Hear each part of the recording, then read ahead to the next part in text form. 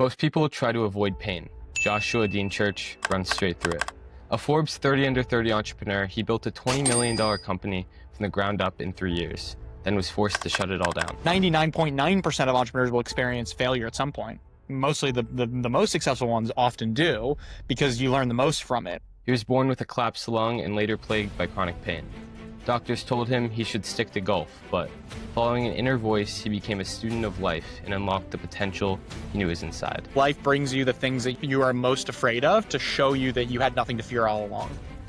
And I felt that was the case too for this as well. It's like the biggest fear, and then it's like, cool, well, I made it through it. Just a few years later, he finished an Ironman and sent a photo to the doctor who once doubted him. I saw things differently, and I wanted to connect with the deeper mystery of life. I want to have real conversations. I don't want to stay stuck at surface level bullshit, right? Like I wanted to experience life fully, but it seemed like I was an outcast because of that, right? It's like there's this normal thing that we do in society, and it was like I kind of felt like a black sheep. Josh is the host of The Way You Lead, a podcast and movement that explores what it means to lead from the inside out, with courage, authenticity, and alignment. I can help a founder become a better leader, make a bigger impact in his organization, bigger impact in his company, and that one person that I can work with from a founder perspective can have a disproportionate outcome and result and output from that one person that I pour into, versus pouring into a lot of different people.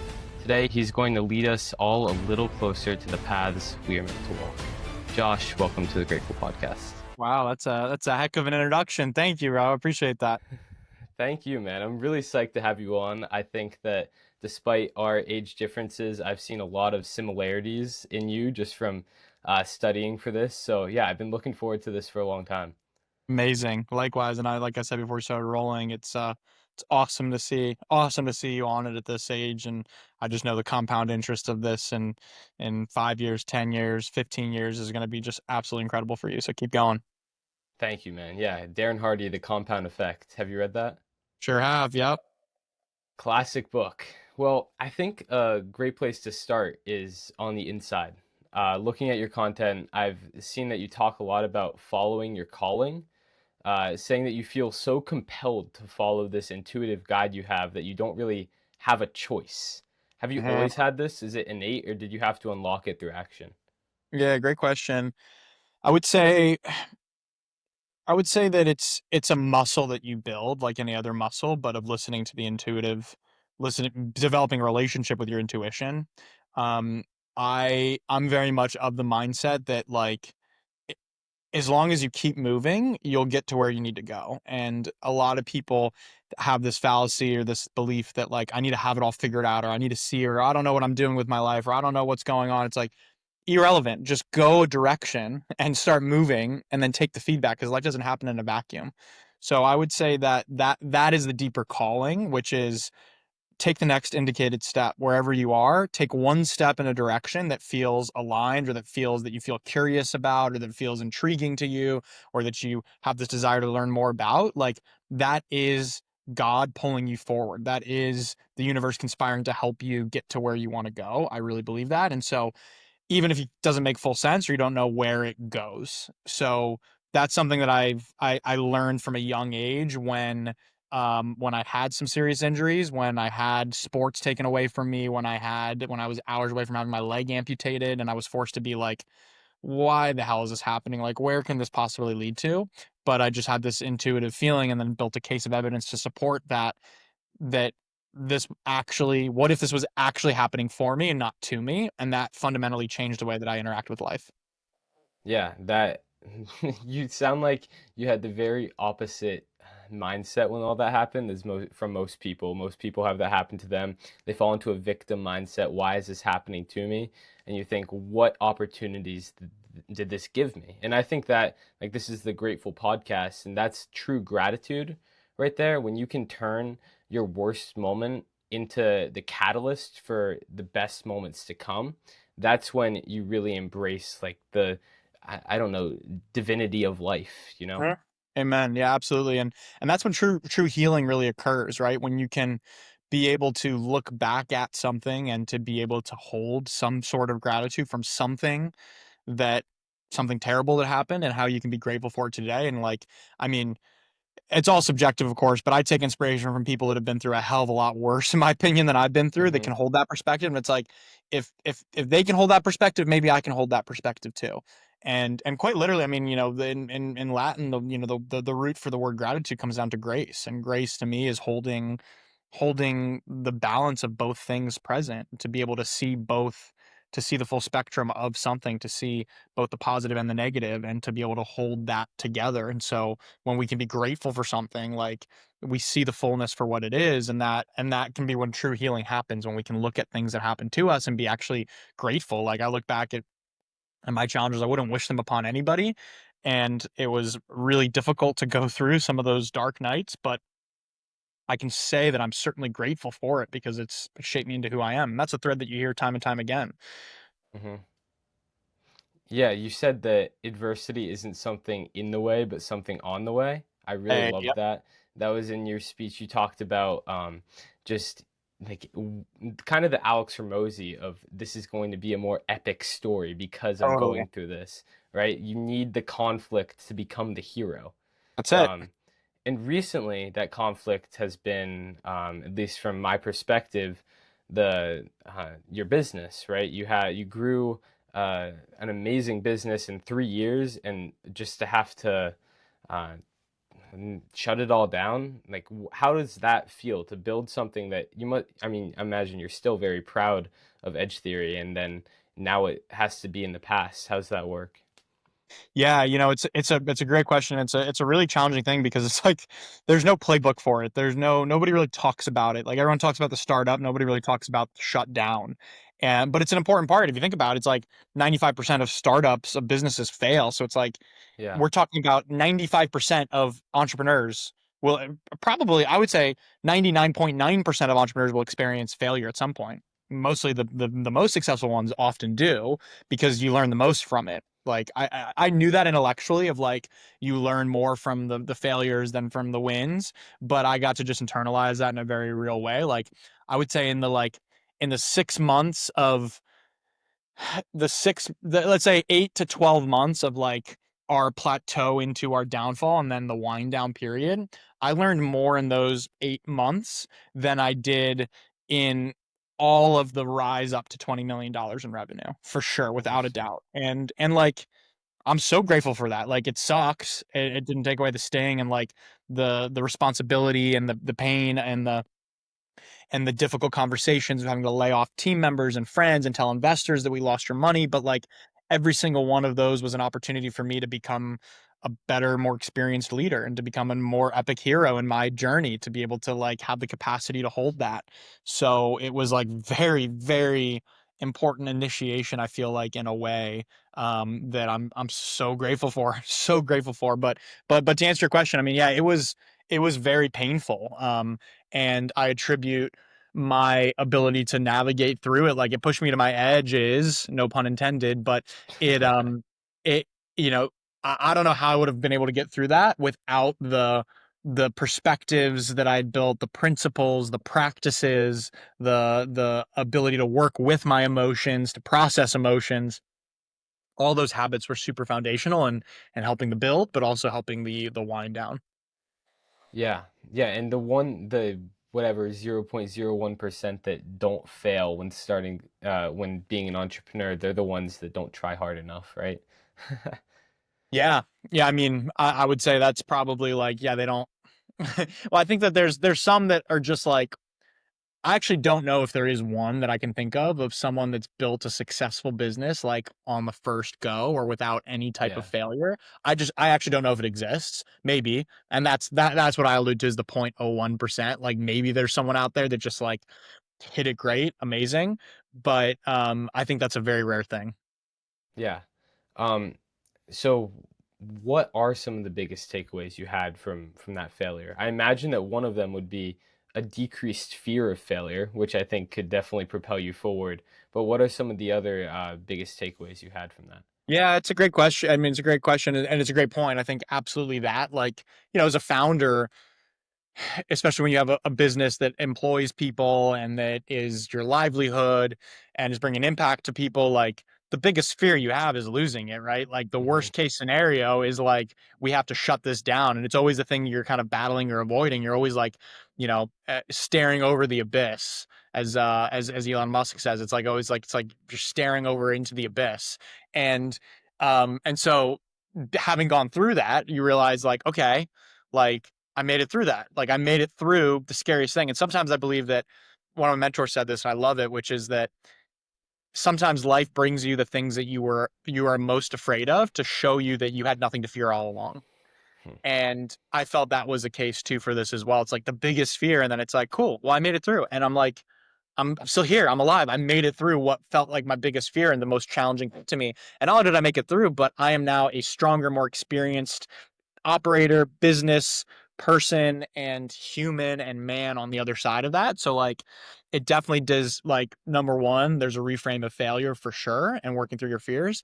Number two, kind of along that same lens though, of one of my big takeaways is the my capacity to handle difficult conversations, to be straightforward, to lead with certainty, like that deepened in such a way. Number three, and this is probably the most important one, is my relationship with God developed in such a deeper way, because when you're going through some difficult thing like that, like when my approach was like, there's so only so much you can control until you have to surrender it to God. And one of the prayers I said all the time during that time was, God, please lead me where you need me most. Like lead me where you need me most. I can't dictate where that is. I will show up. I will do my part.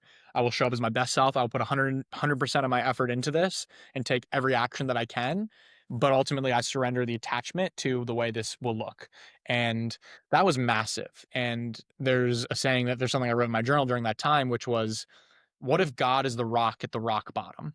What if at Hmm. your rock bottom, you're not alone? Like, what if at the rock bottom, it's actually God there, that there's a presence, there's an energy, there's a divinity there, there's a power there that's able to hold you. And I really felt that. I really felt that. And that, walking away with a deeper sense of faith, um, was huge takeaway for me. There's a number of other different takeaways from a business practical standpoint around like, which we can get as deep into it as you want, but around the types of like the actual like post-mortem of the business of like what we could have done differently, what contributed to that, how to manage cash flow better, how to make investments better, how to manage your burn rate better, all different types of business models, recurring revenue versus hardware, customer service. Like there's a whole post-mortem to be said around from a business side, which is amazing because now it's like going into whatever businesses that I do in the future, I have that of like, what type, it's not just like, oh, I have this great idea I want to do. It's like, okay, well, let's look at the business model and like let's pressure test the business model and the pros and cons around that as well. Yeah. Yeah, it's super interesting because as an 18-year-old who's very interested in entrepreneurship and building businesses, I've definitely taken risks in my life that most kids my age would not take.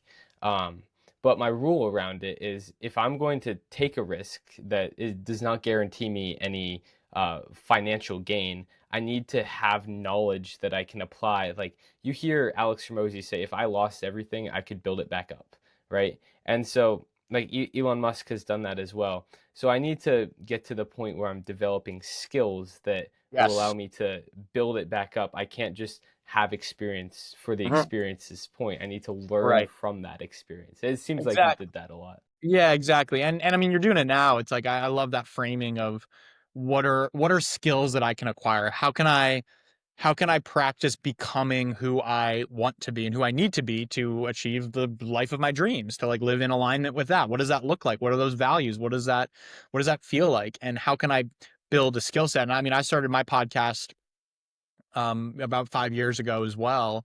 And one of the reasons was I knew this would be a great skill set for me to develop, Mm, to be able to like, I did 2 episodes a week, one solo episode, one guest episode, and it was my accountability. It was every single week I was going to sit down in front of the camera for a solo episode and come up with something and share some story and share some insight. And to me, I thought that's a great skill to develop, like mm, for some of the natural abilities and gifts that I had, and for the way that I saw social media working. And I'm like, if I can get comfortable in front of the camera, if I can get good and concise around storytelling and sharing takeaways, that's a really valuable skill to have. So that's something I want to do. And then with the guests, it came down to okay, I want to be able to ask good questions and like learn from people, like learning on someone else's dime and like being able to hold a conversation and ask good questions and network. Like that seems like a great skill set. So I looked at the podcast as like, this seems like an incredible vehicle for skill development. I don't know where it's going to lead, but I just know that like those are skills that will serve me in my career. Even if I don't know how or when, that just feels like that's going to serve me. And so that's a big reason why I launched my podcast. Right, like worst case scenario, you're getting to talk to awesome people and learn cool Yeah, things, right? Yeah. definitely. Hmm. A lot of what this has reminded me of, this part of the conversation, is I write a newsletter every Monday, and this recent one was about relativity and relative experience. Have you taken any higher math classes, like Oh, calculus? no. I mean, I took Okay. calculus. I took a pre-calc and a calc class in college. I'm not the math guy. Not me. Okay. This, Tell me. if you would remember anything from calculus or anything would make sense, it's probably this. And it's that on a graph, if you have curves, right, like this, you have relative minima and relative maxima. So like and in life, it's very similar. A lot of people get stuck at a relative maximum because they're scared of the drop off, right?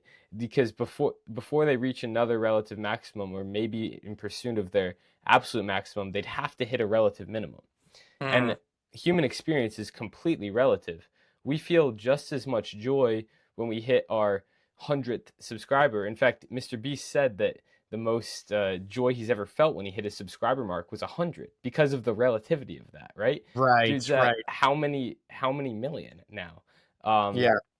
and so it's crazy to me how like we just experience things in relativity. So you're in my mind, your story, you were up here at a relative maximum, and then it dropped off, and you hit a relative minimum. But you're gaining so much along this experience, Huh. um, and in comparison with where you used to be, you're so much objectively Right, higher, even right. if you feel bad because You're you've right, drop. dropped off Yep. like that.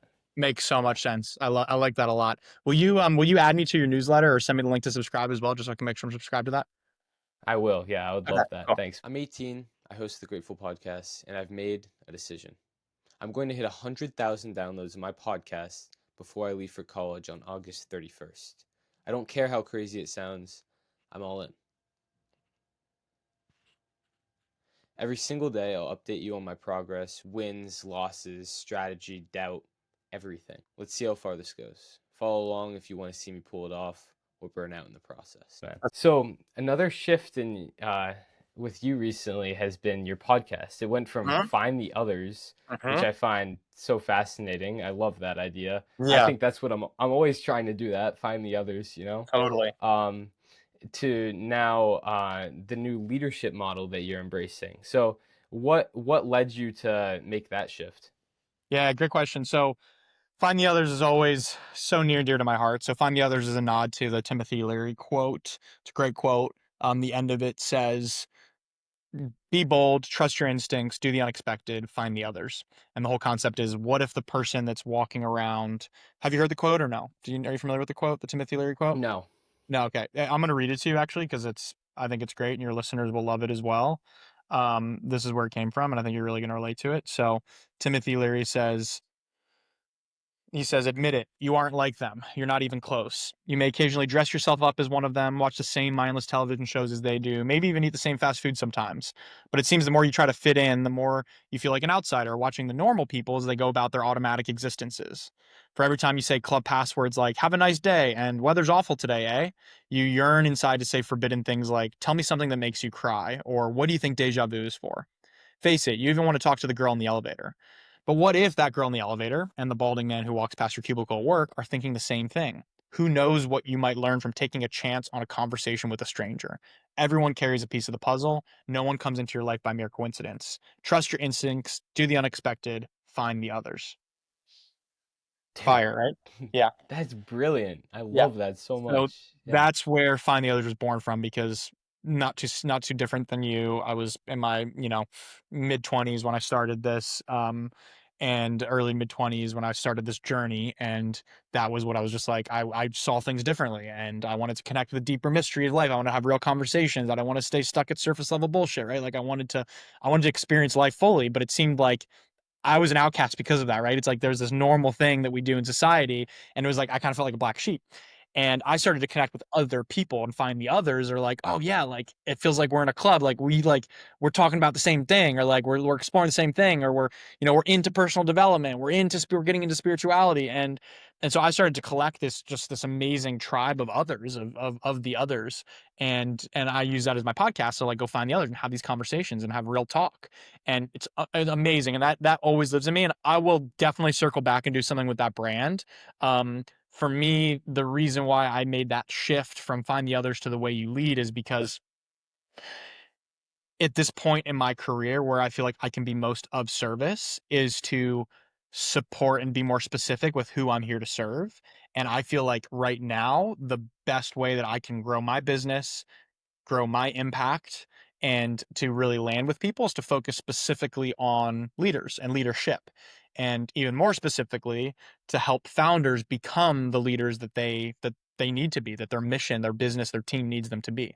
Because I know that I can go work with a founder, I can talk that language, I have this experience, and I enjoy it as well. I can Hmm. help a founder become a better leader, make a bigger impact in his organization, bigger impact in his company, and that one person that I can work with from a founder perspective, which I've worked with a lot of founders, can have a disproportionate outcome and result and output from that one person that I pour into, versus pouring into a lot of different people. I can work with the Hmm. leaders and help the leaders lead more people, and then therefore my impact expands. Does that make sense? Right, So you're optimizing your ripple effect. exactly, optimizing the ripple effect. And I felt that there's a lot of people who can talk to the find the others, and there's a lot of people who are finding the others, and I love it, and it's very important. And there's a lot of people whose gifts are very well poised and situated to do that and to talk more broad personal development, human connection, spirituality. Those are all things that I still do, but I know that for me to utilize the most of my gifts and to utilize the most of what I feel like I can hear to make the biggest impact, it's going to be to focus specifically on the leaders for now. And like, I mean, I'm sure you've studied a lot of business people as well, especially in the personal brand or podcast space. It's like the more specific you can be, the better. It's a better way to it's the best way to grow your traction in your audience and to have people like searching for what you're creating. And so I Hmm. realized that in order to keep growing, to keep expanding this impact, getting more specific would be helpful for my business and for my audience. So that's one aspect to why I made that shift. The other aspect is that I feel that I really feel this now that we need a new era of leadership in our Hmm. world. And we we need to bring in this new era. Like it's up to us, especially with AI, the way AI is about to just completely transform everything and all jobs as we know it. Like we're going to need a really strong, value-based, driven leadership, heart-centered leadership, authentic leadership to be able to bring us into the light and to use these tools for good. And so I felt that like so deeply when I was doing a mastermind retreat in Sedona that I put on with a couple friends, and like that came through to me, and it just felt like I need to focus on this, and I need to help leaders step up and lead in this way because like I really believe that the future of our humanity is depending on it. Yeah. And that's exciting to me too. It's not like some scary doom and gloom thing. It's like, no, we get to create that. Like we are the leaders of this next generation. You know what I'm saying? It's like it's up to us to decide how we want to live and how we want to create this and what kind of reality we want to bring. So I just felt that pull so strongly to want to need to speak to that more, and so those things together led the direction of rebranding the podcast to The Way You Lead, so I can talk more about these things. Yeah. Oh man, I love that. And I see like how excited you are about it. You light up when you start talking about it. I think it's Yeah, thanks, amazing. man. And that's how you know when you're really doing the right thing, when you've taken the right step. Yep, totally agree. Yeah. So what leaders do you look up to? Who do you try to emulate? Great question. I would say, you mentioned Hormozy. I like Hormozy a lot as a leader. Simon Sinek, Start with Why. Oh, Um, amazing. Great. I do look up to a lot of leaders as well from biblical times as well. So I'm personally Jewish. I study a lot about religion, theology, and explore a lot of conversations around God, around morality. I just find it very interesting, and it's also like the fabric of our society. Some of my favorite leaders that, especially of recently, that I look up to are founding fathers. Like these Yeah. guys were just absolute badass leaders, like true leaders. I mean, they were our age, your age. I mean, when in 1776, most people don't realize that. I don't know how much you've studied about history. Probably some because you're coming right out of high school. But like Alexander Hamilton was 21 when when we declared our independence. Like our founding fathers were young guys who had this vision for a free society and for a future, and went up against the greatest army in the world to defend it. Like that to me is just so moving on so many different levels. So I loved learning about that history, and learning about how they constructed our society. I mean, we're celebrating 250th birthday of America, and like, don't get me wrong, we have a lot that we need to work on. We have a lot of things that we need to work on, and we do work on them, and we are working on them, and it's up to us to work on them. But like, it's been the greatest experiment in the history of the world with what we've done with our American society, like, and our country. It's been the greatest experiment of the world, and it's so young.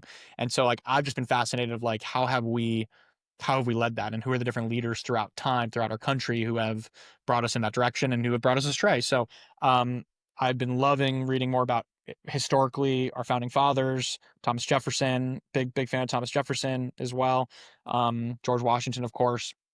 Ulysses S. Grant during the Civil War time, also Civil War, fascinating time period for me to study, to learn too about our country, of how we went and fought and died for freedom and for equality, and Martin Luther King as well, and how that Hmm. resurgence happened. So um I'm saying a lot of leaders throughout history that I think are the common ones, but they're common ones for a reason, right? Like it's Yeah. they're well known for good reason, and good reason to go explore. So those are some of my favorite leaders.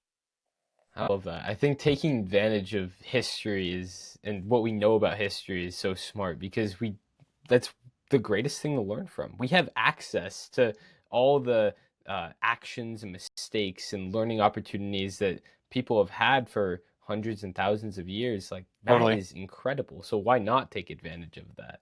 Exactly. Yep. And it's important too because history repeats itself, right? It does. Yeah, 100%. Um, so with what you've learned from them, I know you've kind of established your own idea of what you think leadership and great leadership looks like. Could you explain that a little bit? Yeah, definitely. I think there's a few different pillars of what leadership looks like to me, especially in this modern age that we're living in. Leadership, good leadership means leading with integrity, having integrity to yourself, to your word, to your morals. It means leading with faith, having some sort of faith that God or a higher power is pulling you in the direction that you trust, and having faith to take action even if you can't see the whole path. Like that's a huge part of leadership, Hmm. is like making decisions where like you don't know what's going to happen, but you have to have that faith. So I'd say we've got integrity, we've got faith, we have heart. I think this is a really important one, especially now, is that we cannot lose our humanity in this. And especially when it comes to things like war, we have to be able to stay heart centered and have to remember that we're all one at the end of the day, and that we have to lead with heart and with compassion and with love. Right, that's really important. So we have integrity, we have faith, we have heart, and then I would say authenticity. Like leaders, then the best leaders, especially today, it's like you need to be able to walk the walk and lead with authenticity. And gone are the days of like, do as I say, not as I do. It's like, as a leader, you have to Yeah. embody your message, and you have to embody what you're preaching. You have to practice what you're preaching. That's a really important part of leadership to me, because otherwise we see right through it. So we've got integrity, we've got faith, we've got um, authenticity, and we have, which one did I say that I'm missing? Um, You integrity, said heart. faith, thank you, authenticity, heart, and then the last one is strength. The last of the five pillars that I identify is strength. Like we need strength, and we need strong leadership. And strength means courage. It means courage to take action. It means courage to make a decision, even, and I learned this in business as well, is like sometimes you're making decisions and it's like there's no good outcome. Like there's no good decision, and you have to have strength to trust and to pave the path that you feel is best based on all the data you're presented. But like there's really like some of the best leaders are defined by the decisions they make, and they go Hmm. one of two ways, but it's like it takes courage and strength to take action and make those decisions. And that is a really important part of leadership, especially today. And what we need is to be able to have strong leadership that's willing to take action, aligned with their set of values. So those are a few things that I think are really important for leaders generally. That can be leaders of nations or groups or organizations or companies. But those are key pillars I'm focused on personally leading with, and aim to inspire others to as well. I love it. Yeah, and it's so crazy how all those are so intertwined, right? Like Right. in one of your episodes you did, you used the quote, "Are you living what you rap about?" Which I love. J. Cole is my favorite rapper, Yeah, so I was like, makes sense. dude, let's go. Makes sense. But it's like if you're not living if you're not walking the walk, you won't have developed the strength to then make good decisions when you have no good decisions to make. It's like all of these are intertwined. And Totally. I think there's almost an order to them. Like you Mhm. have to first lead yourself, almost like pick yourself up by Exactly. the bootstraps and like build up that strength. Especially mental toughness. I think leaders without mental toughness, you can't be a good Yep, leader. it's true. And in order to lead, and I'm glad you said this as well, because this is all an inside job, right? It starts with yourself, because if you want to lead others, you have to first be able to lead yourself. And that's a big thing that I focus a lot on as well, is like, what does self leadership look like? How do you lead your life according to a set of values, a mission, a vision, a direction, a way of being? It's like, how do you lead yourself? Because if you're not clear on that, how can you expect anybody to want to follow you? Right? Regardless Right. of what it is. So, in order to lead others, it's like I kind of see it as three layers of leadership. It's first a self leadership, being able to lead yourself. Secondly, is leading others. Like once you lead yourself, then and only then can you possibly be in the position to be able to lead others. And then once you're able to lead others effectively, which adds a whole other layer of intricacy of communication, of management, of coaching, of interpersonal skills, it adds a whole other variable of leading others. Once you're able to master that, then and only then can you go to the third level, which is leading leaders. And it's very difficult to lead leaders, because as a leader who's leading leaders, you have to be constantly expanding your capacity to be able to grow. You have to be constantly growing and on your edge to be able to keep making space for those leaders. Otherwise, the leaders outgrow you. And we see this a lot. So those are, I would say, are three different levels of leadership: leading self, leading others, and then eventually leading leaders. Interesting. Can anyone be a leader, or Yes. is there certain people that? I think everyone is a leader and needs to be a leader. I would go one step further. It's like we need everyone to be a leader of self. I don't think everyone is, nor wants to be, nor needs to be, nor should be a leader of others or leader of leaders. That's a different coding, that's a different calling, in my opinion. But everyone absolutely must be the leader of their own life, because if you're not leading your own life, who's leading you? Like, Hmm. look at it. Like, if you're not leading your own life, who are you being led by? What are you being led by? And the answer is usually whatever the common pop culture society is, it beliefs, your parents, your education system, whatever it is, some great, some harmful. So if you're not making a conscious decision of how do I want to lead my life, then you're a sheep, you're being led. And I believe that we need to wake up and we need to lead ourselves, because it's dangerous if we're just the blind leading the blind, right? Or just blindly following wherever's in front of us. I think some point where I've had personal confusion is Yeah. we talk about a lot of people talk about surrendering to life, but also those same people will talk about like leading your own life, right? So where's our balance between surrendering and reading the omens, alchemist style, and all of that, and also forcing yourself to push Right. through different different obstacles? It's a great question. And that's the dance of life, right? That's an art, I would say. And that's an art to explore for yourself, because it's both is the answer that I've come to. It's like Yeah. it's two wings of an airplane, and it's like you need both wings. It's the masculine and the feminine energy, right? It's the yin and the yang. It is the duality that we're living in, and it's both. And so one of my phrases, you've probably heard me say this, but one of the phrases I use all the time is keep two eyes on God and 2 feet in motion. And that to me captures the essence of both. Keep two eyes on God, look up, look for the omens, look for the signs, like surrender to the greater flow, and keep 2 feet in motion and do your part. It's a partnership. It's a co-creation. We need to do our part and we need to let God do his part, and we need to know the discernment for the both. It's like the serenity prayer. God grant me the serenity to accept the things I cannot change, the courage to change the things that I can, and the wisdom to know the difference. Right? Hmm. That's what it's about. And that's like that's the staple of AA, of Alcoholics Anonymous, is one of the best personal development programs in the world, and the most successful.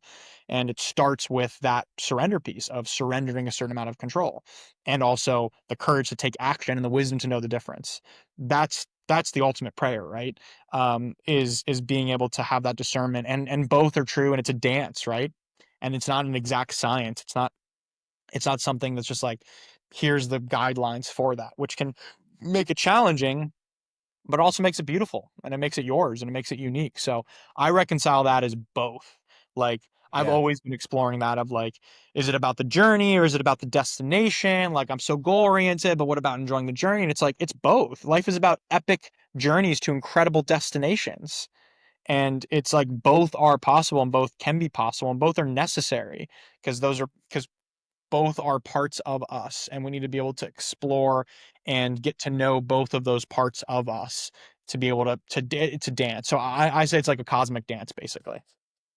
Yeah, it's very similar to the duality of gratitude and ambition that I talk about, where us ambitious people, we're constantly pushing forward and trying to build more, right? But we're really everyone's in pursuit of fulfillment. So if we want to really soak up what we're building, we have to be grateful for what we have. And a lot of people conflate gratitude with complacency, but I've come to believe that if the more grateful we are for what we have now, that can actually fuel us, push us toward more and more ambitious goals. I love that. One framing that I've used a lot from Abraham Hicks, who's been a big teacher of mine. Abraham says, uh, I'm grateful for where I am, and I'm eager for what's unfolding. Again, it's holding both. It's like I'm grateful for what is, and I'm eager for what is becoming, like what's unfolding, because like both are true and both can be true and both are important, because you can't just be fully like, I've in my experience, like I've tried both. Like I've when I was in college, I went out and lived in San Francisco for a year and was working at a high growth startup company. We had the founder had fundraised $130 million from investors like Google Ventures, Kleiner Perkins, some of the biggest names in Silicon Valley. I met Tony Robbins coming through the office. He was an investor, Kobe Bryant, Oprah Winfrey, like massive thing. And I went deep into the hustle mode, into the startup grind. I was in full go, ambition, ambition, ambition. And I realized it felt empty. And I swung the pendulum. Yeah. I went and traveled the world. I sat and meditated with monks, and spent time and became friends with people who, lived out of their vans. And I got rid of all my possessions, right? And I got into that state, and I felt empty in a way, even though I was like, I'm just Hmm. so focused on the present moment, what is. And then I kind of came back to that middle ground, that middle path, which is the combination, the integration of both, to be grateful for what is and eager for what's unfolding. It's like bring it back to J. Cole. He's got a great song, Truth in Ibiza. You know Truth in Ibiza from the mixtape. One of my it's like, go back and listen to the lyrics. It's like it's so good. And he said like, look at my belly, I'm hungry. Hmm. Y'all players are desperate and thirsty. And and I love that's like that idea of that hunger. And I was just talking to my friend Chad, who you got to have on the podcast. I'll make sure, if you're looking for another guest, I'll make sure to get Chad on. He'll light it up. Love that. He We were talking about this and talking about that line in particular, and because we talk a lot about this, and it came through to me of like, I'm hungry. Like I am hungry and I'm also nourished, right? It's like this combination of like, you can never take that hunger. Like I will never be full or satiated or like content in that way of like I will never have not have that drive, but I'm always nourished. I always have the nutrients I need. I'm always nourished by God. I'm always nourished. I'm always provided for. And so that's a combination that I really like of like how can you be nourished and have what you need and also be hungry at the same time. Ooh, I like that one. I'm definitely gonna use that one a lot. Yeah, take Um, it. Run with it. it's interesting. Have you read Siddhartha by Herman Hesse? Yeah, a while ago, but I did. Yeah. Okay. That book, so amazing. I've Yeah. reread it a few times, and it's kind of funny. You went in the opposite order of Siddhartha, where he went into the full monk mode, Right. like into the woods. I have nothing, and then he went into the I'm gonna be a businessman. I'm gonna hustle Right. and all of this, and then he was able to find the middle way. But it's this idea that you learn through experience. It's something that I am fully trying to embrace as a young man trying to so curious about the world. Like I have traveled a lot. I spent my junior year of high school in France and I Wow. immersed myself in the language. I Amazing. became fluent in French.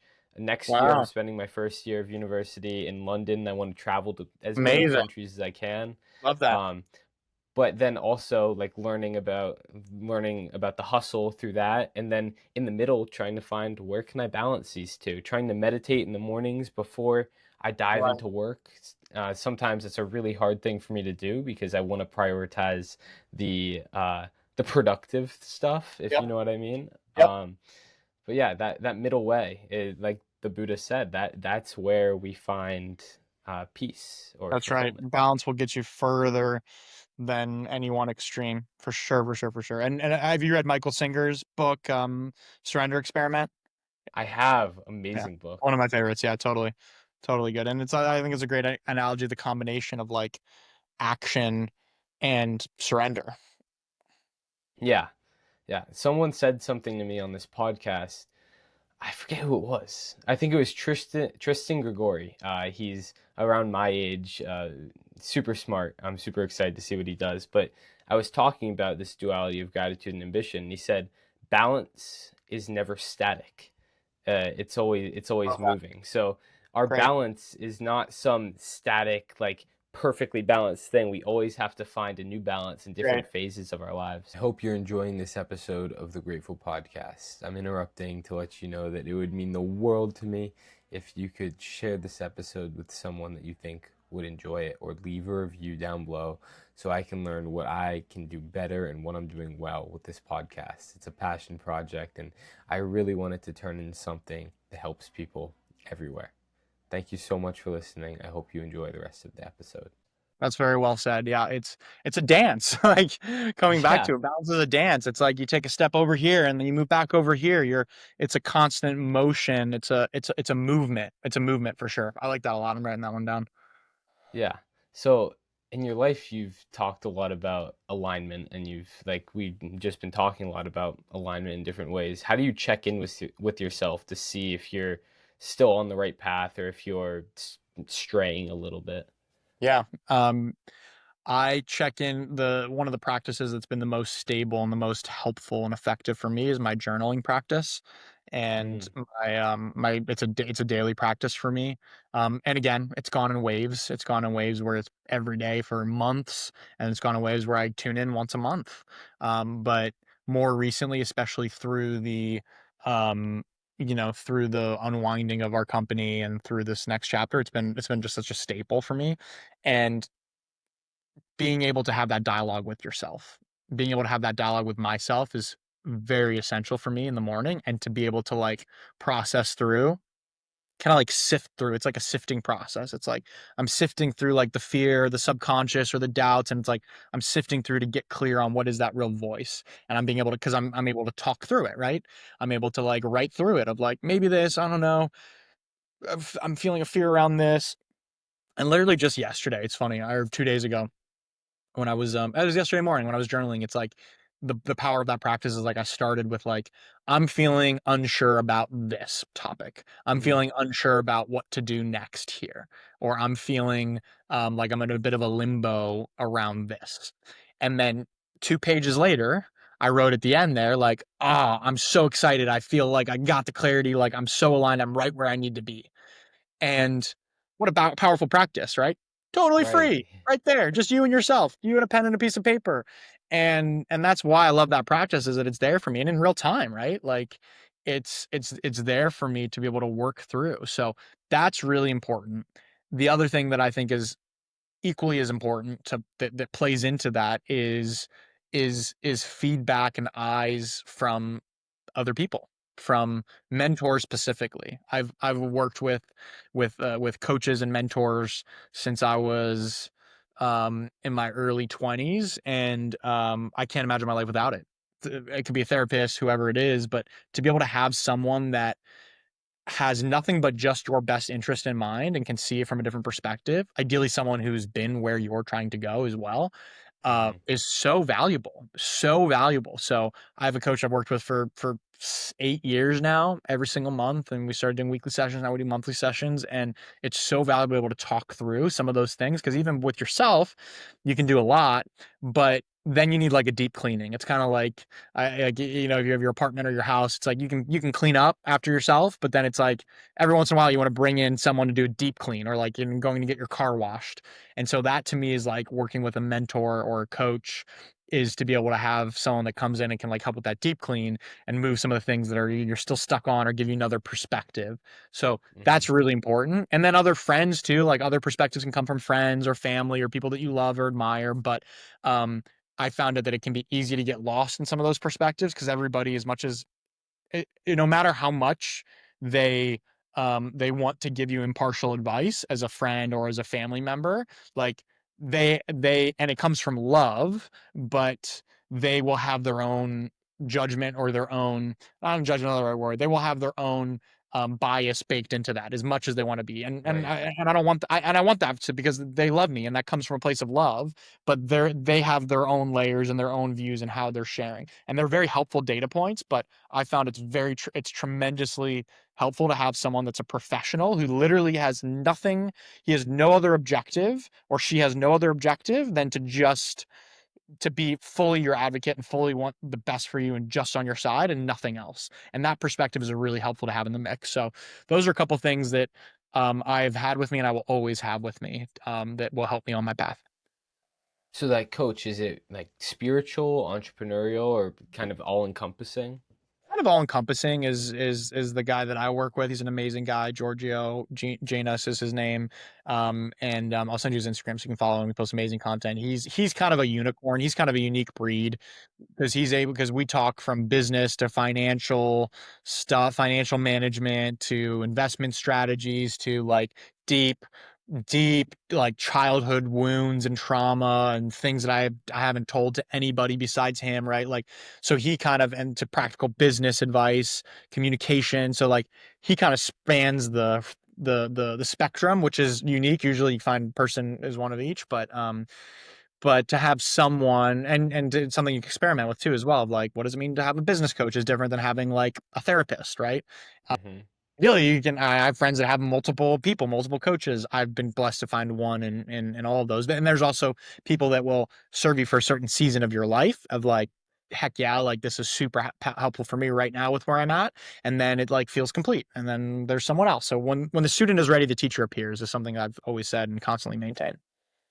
I love that. Yeah, I've often thought about how finding someone like that would be very helpful because I'm very good at making friends and building relationships. That's one of my skills.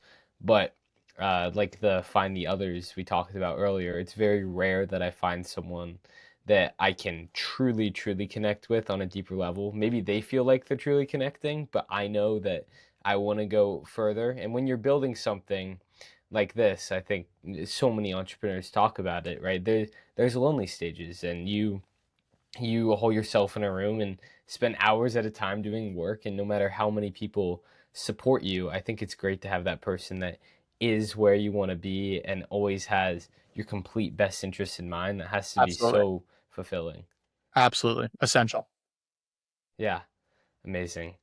Well, we've talked a lot about like alignment and all that and feeling aligned. If someone's listening and they feel misaligned or stuck or whatever, they don't know where to go. Do you have any advice or any Yeah. like advice on their first courageous steps they can take? Yeah, first I would say congratulations, you're on the verge of a breakthrough. You're feeling unsettled or you're feeling a lack of clarity. Like having lack of clarity is clarity. Like not knowing is the first step of knowing.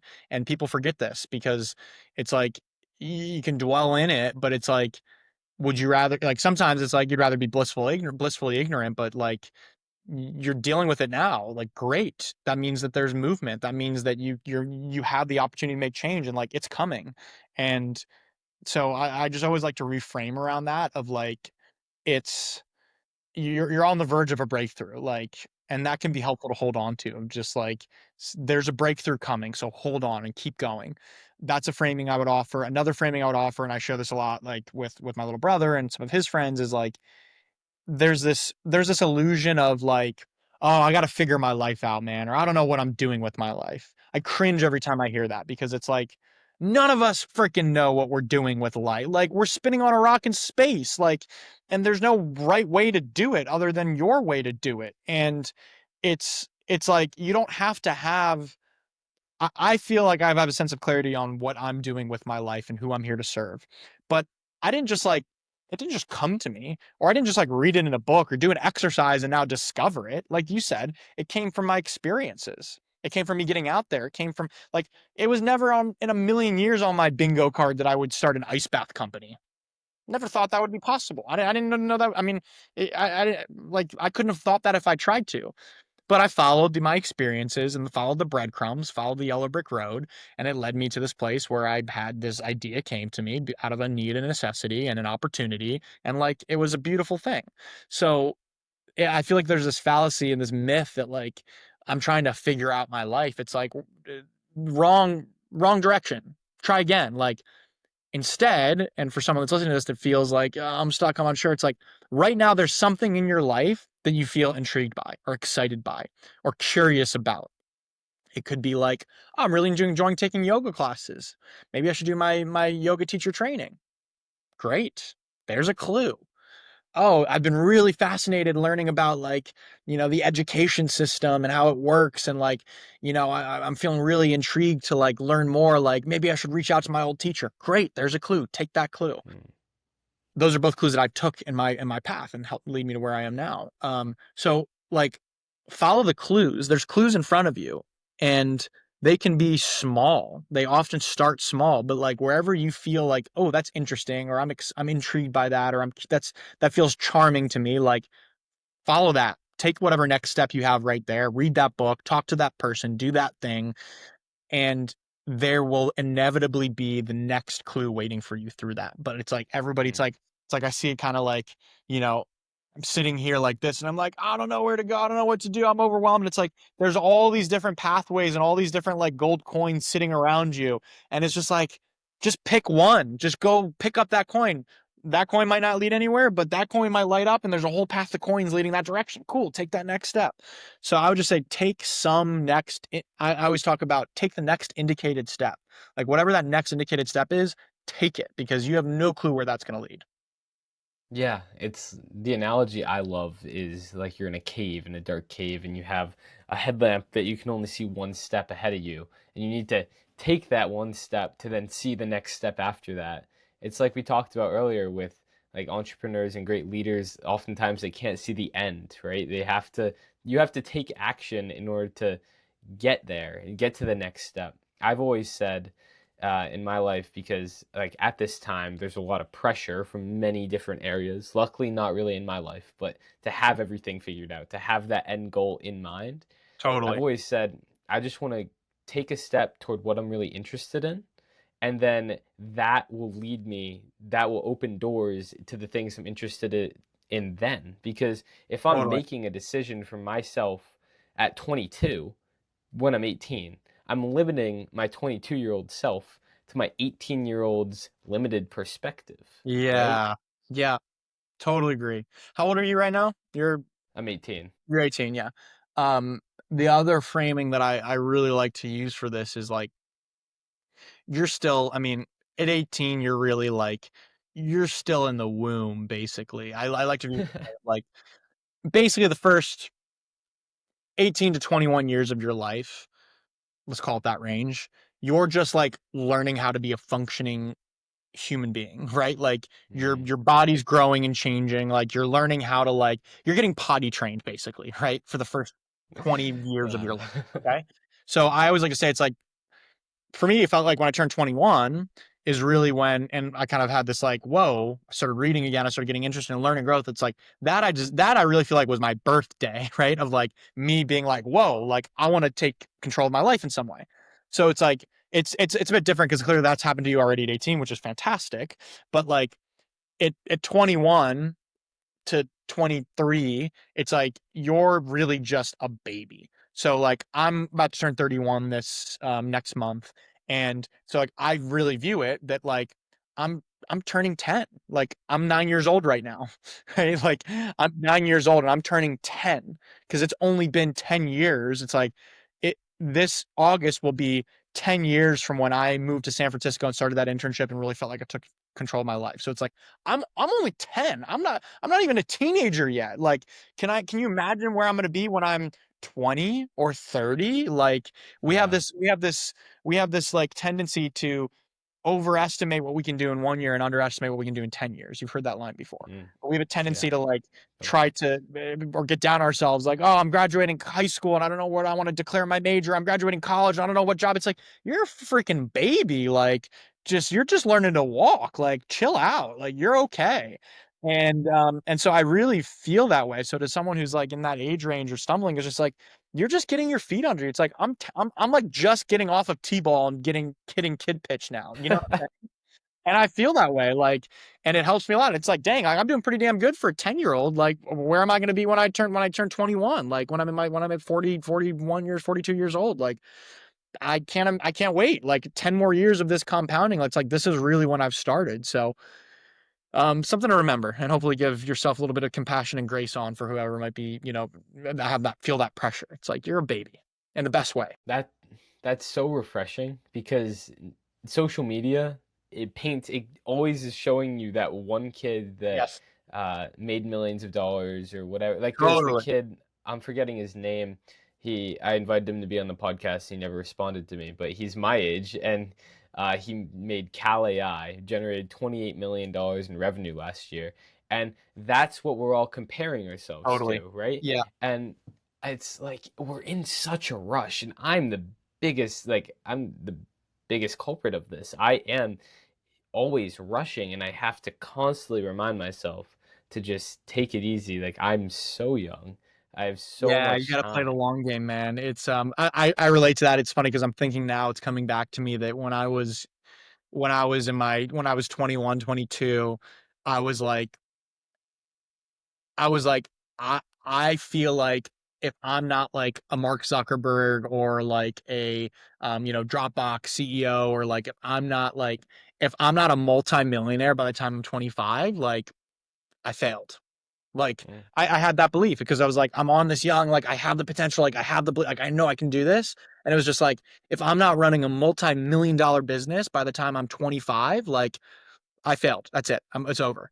Um, and uh, and it's just funny how that like, because again, it's like that's what we see, and that's like those are the absolute freaking unicorns. Those are the mm-hmm, absolute, and um, and and that's not like, and honestly like looking back it's like I really wouldn't have wanted that. It's like sure that sounds great on paper, but like to be able to develop in your own time and to develop the foundation that you need to be successful in the long term is like way better in my opinion than just going a rocket when you're young and trying to figure it out as you go. So it's like I resonate with that, and um one of my biggest lessons that I was having to learn when I was your age, slightly older, was patience and just like mm, slow down. It's all on its way. It's all done. It's all coming. Like slow down. right. Yeah, I definitely have moments of patience and moments of rushing, and it's balancing between them. I don't always want to suppress my rushing because it's what has gotten me to where I Yeah. am. I mean, Yeah, like drive. this spring was a crazy time. I played baseball. I had AP tests. I finished out high school. I was publishing 3 episodes a week. Um, Crazy. and like I look at it and I'm like, I don't remember much. I didn't make many memories during that time, and that's sometimes that's a sacrifice I made, right? Because I ended up getting fives on all my AP tests and getting and whatever finishing seventh in my class while doing all of this and making progress on the podcast, playing baseball, like all of that fit in because I was always rushing. And so Right. it elevates that. But then I realized that I missed out on the small Mm, moments, the little moments, the divine moments that really yeah. give you joy. Wow. Yeah, that's powerful. Congrats on that, man. That's really incredible. Where are you going? You said you're gonna go. You said London next year for a year. Yeah, I'm gonna go to Northeastern University to Oh, study behavioral neuroscience, and amazing. they have a London campus. So I'm Cool. gonna start there, and then I'll be in Boston for the next 3 years. Fantastic. That's awesome. Good for you. And you played baseball through high school? Yeah, yeah. I didn't play my junior year because of I was in France, but I was a catcher. Nice. And then I also played soccer. Yeah. Cool. Who's your favorite team, baseball team? I'm a Phillies fan. I have family Cool. from Philly. Nice. Nice. I like the Phillies. Cool. Love that. Padres? Padres for sure, but recently, unfortunately, I've become a Dodgers fan. One of my best Ooh, friends plays for the Dodgers now, and he's their nice. That's starting amazing. second baseman, Tommy Edman. And Nice. That's awesome. yeah, yeah, I grew up playing with him, playing baseball with him. I grew up with him since I was 8 years old, and um, and so now he's playing on the Dodgers, and so now I've become a Dodgers fan because I'm of course going to root for my boy. And Yeah. so yeah, so we go up to I've caught a bunch of Dodger games when they come to town, or we went to go celebrate his birthday with them in Arizona a month or two ago, and it's a trip. It's a total trip. It's just like, oh, that's Shohei Yeah. Ohtani right there. Like, oh, that's Mookie Betts. Like, it's a total. Dude, that's crazy. Those are his colleagues, right? Like, yeah. But so unfortunately, I say unfortunately because it's just like especially in San Diego, it's like we grew up hating the Dodgers. Like, Dodgers Yeah. are the enemy number one.